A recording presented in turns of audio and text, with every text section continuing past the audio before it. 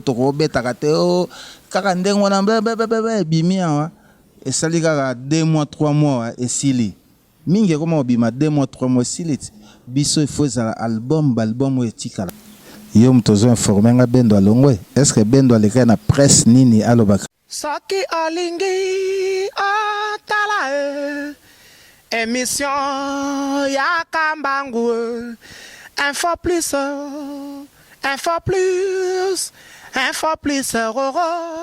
aïe aïe aïe aïe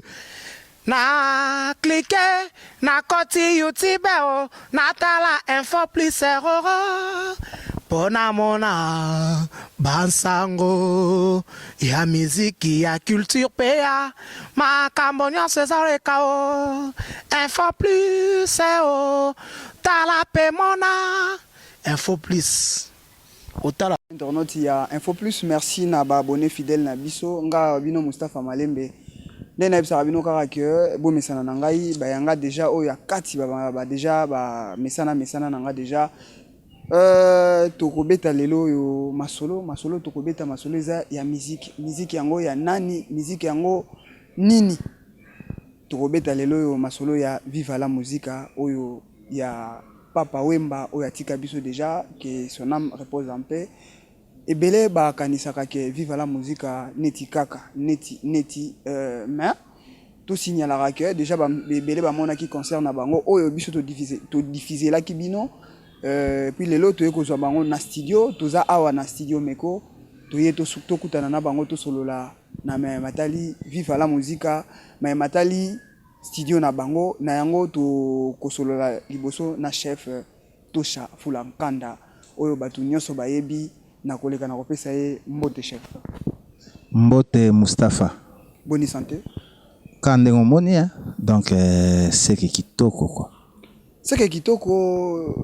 ndenge oyoki na annonce na ngai ebele vraiment ya bandeko ebele tant ba monaki concert o biso to chaki o bosala o bobetaki na Marilis ba ebele ba bandai ko kanisa ke viva la musique ekufa mais tant ba moni to che concert wana ebele vraiment ba sepelaki moi mingi moi ba commentaire pe ezalaki na ba o nyoso ba lolanda yo ba mona moi kala to lo banano viva la musique santé nango évolution ezandengeni. Ouais, il y a les bossons dans le bas. Donc, bateau, baye, que viva la musique ne mourra jamais. Donc, on a l'air de bêta in année na Côte d'Ivoire, bah, Ivoirien de Moutbaganga, on a viva la musique ne mourra jamais. Donc, grand prêtre est mort de génération en génération. Donc, et on s'appelle de génération en génération. Donc, viva la musique, pepele, tout ça pepele, tout ça dans le studio. Donc, tout ça plein. À plein travail donc kitoko trop quoi donc kitoko noyeb saka batu tozali viva ezali viva la musique de Papa Wemba donc ne mourra jamais viva la musique de Papa Wemba ne mourra jamais mais chef Tosha apparemment visibilité à viva par rapport ya tango Papa Wemba kufaki avant une année, tu yebi la production ils allaient qui moi belé, tu commis na 2 ans, bobandi ko kita, tu commis na 3e année, bobandi ko bunga, ils a dit yani. Bon, omoni oyo zwa biso toza na kati ya studio. Biso na studio tosa musala teke album po ezala so betaka non. Niveau oyo eza niveau ya Papa Wemba. Niveau na ye. Donc, biso photo travailler même à 90% et niveau nae. Donc, album dans ce tour, salango malembe et 8 ans dans le studio, si quoi zo kende aussi là. Donc, yango no mona ke ba camouflage wane bandako za la poto si album. Mais album pepele donc yomo yoki donc kalaming album est si là donc tozana biso tozali. Boza na studio oui, au lobby il faut bosser au moins 80%. Il y a 90%. 90 donc 90%. Makambo Papa Wemba mais apparemment il est bien 3 ans. Pendant les 3 ans, on a annoncé que vous avez un studio. Ça fait déjà aujourd'hui 3 ans. Et ça, absence, il y a Papa Wemba. To ezaka peut-être souci à cause de Papa Wemba. Il y a 3 ans. Ça travaille. Au monde tout à l'heure on a auto ebiso que to linga to sala 90% pour papa mbaza grande star internationale. Donc na niveau na e biso linga to sala 90% il y a niveau oyaye. Pour 100%, il y a biso to travailler sur 90% wana tozo sala. Donc yango no mona ke to zori pena ta na poto ko beta kateo kaka ndengo na bebe bimia wa. Et ça li kaka 2 mois 3 mois et sili mingi koma obima 2 mois 3 mois sili biso faut za album etikalaka album etikala lokwa album a papa wemba ndenga sala ba émotion ndenga sala ba foridol album na biso ndenga sala maka ba la une album na biso ndenga sala ba somo trop ba l apostrophe omoni album etikala biso to sala rapo etikala biso sala te po salika 2 mois elimwe donc yango na pena juste biso temps wana tout travailler siko pena to moni pena que non ça va siko donc kala troté quoi sako banga sur la voie du maître pour comprendre chef tosha tout nape pendant les 3 ans papa m'a dit carabino ebele mais bozana studio ezana ba ebele pe bazomona na lisusu te notamment ndeko Benderson oyo azalaki pe l'un ya bato yo bazalaki mais lelo tozomona yete kolongwa na ye eza di ya kozanga koyokana to pe bandeko wana mususu pe o balongwe eza di ya kozanga koyokana to eza ke kozanga espoir que vivre ko continue nangwa lobi bendo alongwe yo mtozo informer nga bendo alongwe est-ce que bendo aleka na presse nini alobaka alongwe absence ya mutu leo na Kinshasa eloba maka susu te eza nzoto ya mutu nzoto ebelaka nzoto ezaka na ba caprice ya belanga oyo yo moyebi na saison sèche ba maladie ça rebelle ba grippe ba malaria ba nini donc bendo son aza na groupe place moko talobi kalongwe na groupe Benderson aza na groupe yo soko ye moni ete me yeba ke aza na groupe mais eza pe na bandeko mususu ebele ba mona na lisusu te o balongwa kala avant l'air via zalaka non après kokufa ya papa bandeko mususu pe to mona ka bango te neti nani bon ba mission mususu na yebi ba kombo te mais na figure boy to yebi ebele eza omoni l'air to koma na elanga l'air to koma na elanga omoni nzete neti nzeto oyo l'air to koma na elanga omoni ba feuille salini zokoya c'est normal bato mususu o bazalaki wana ba kokaki ozala patiente esalami ndenge esalami biso tozana biso patient tozo continuer na biso na vivre la musique pour vivre la musique en tout cas na niveau où ezali donc sokozo raté makambu nango donc sokoza na katite donc ma trop quoi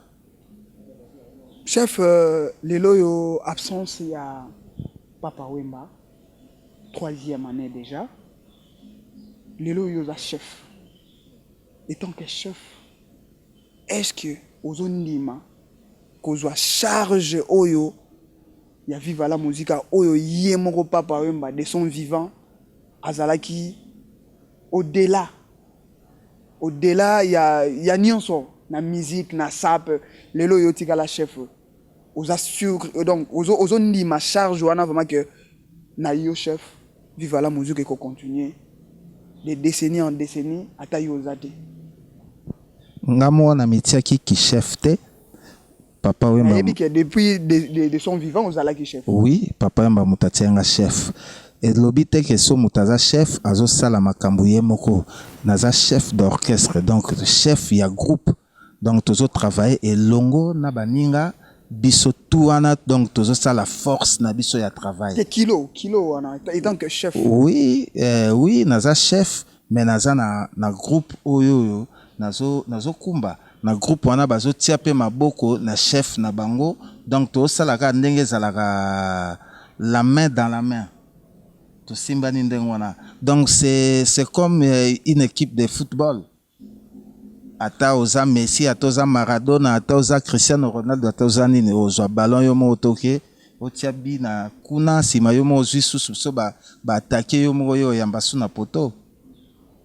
Ce qui est question nanga na tuna ki bongo eza par rapport ya lelo yo yebi mingi to yebi que orchestre belé ce qui kolo nango to donc kolo nango akufi et existera te to zana ba exemple belé yango zomona na tuni est-ce que kozala na yo tant que yo chef au mot donc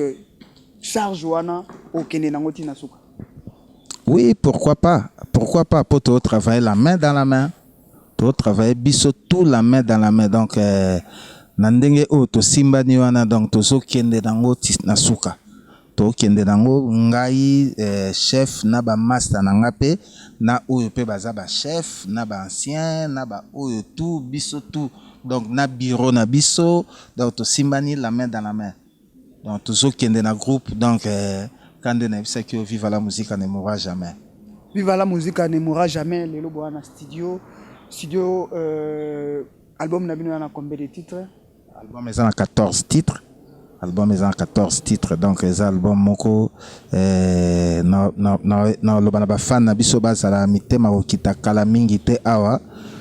bazozo album na bango. Donc les albums moko très bien, album moko o eza na ba guest pe belé.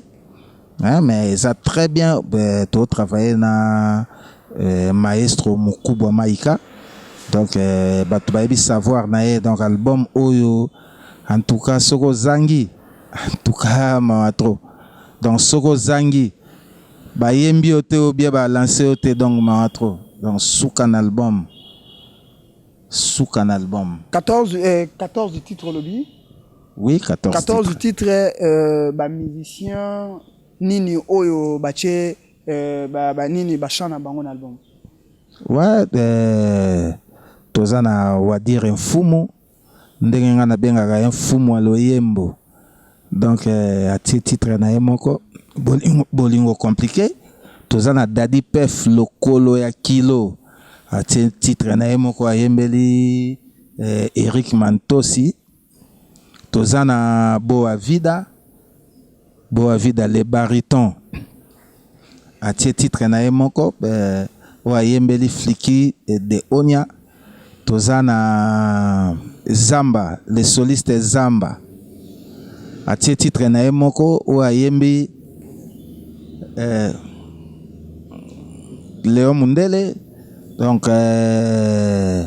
bon presque tout le monde bendo son atie titre na épée o ayembeli donc bisotu quoi bisotu ngape na titre na ngai na ba titre mususu o to sali moi reprise moi ngai titre nanga na embeli Jansi Mayasi Forza Italia na embeli pe John Sochola donc nga na signé des titres donc orchestre ba pesinga chansonneur étant chef d'orchestre Mathias des titres orchestre Mbappé sur chansonneur tu as des titres tout étant que chef yo lobi que non a s'imposer non tout à l'heure na biso que biso to travailler main dans la main biso a toujours travailler main dans la main donc biso nyoso to simbani donc to simbani na maboko donc chef azobunda biso tout pe tozobunda donc tobunda biso tout na bureau na biso Didier Bokelo na manager na biso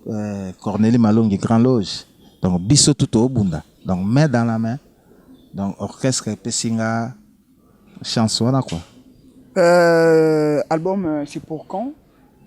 C'est pour bientôt donc toya sous une émission na yo pour topé sa date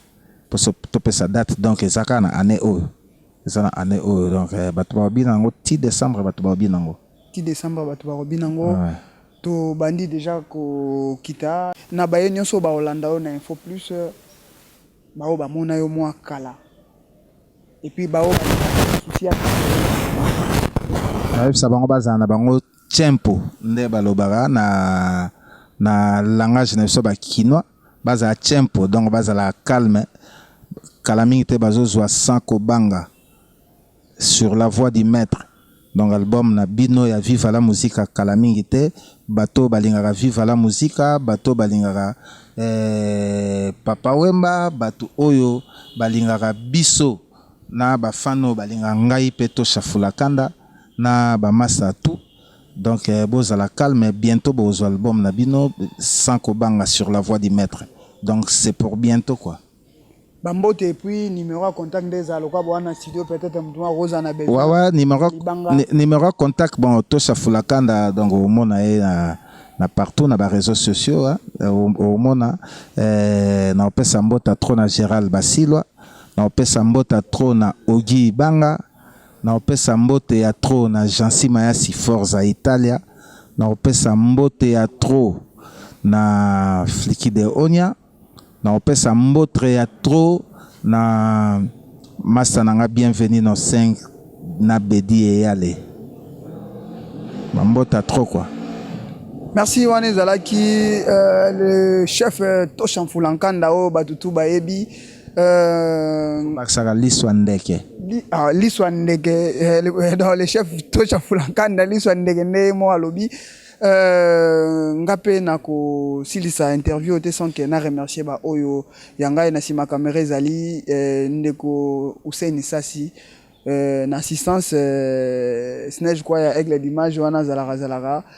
mon vieux Babimboli agence Badem Oversi HM Henri Modogolongo ya Mustafa Kobange papi le vieux papi coach ya Consul Kibadi toujours continuer pour tous akaka na studio bandeko mususu bakoya pe ko intervenir. Soki olingi otala émission ya Kambangu info plus roro aïe na cliquer na koti YouTube na tala info plus roro pona mona bansango ya miziki ya culture pea makambo nyonso ezaleka o info plus o tala pe mona info plus otala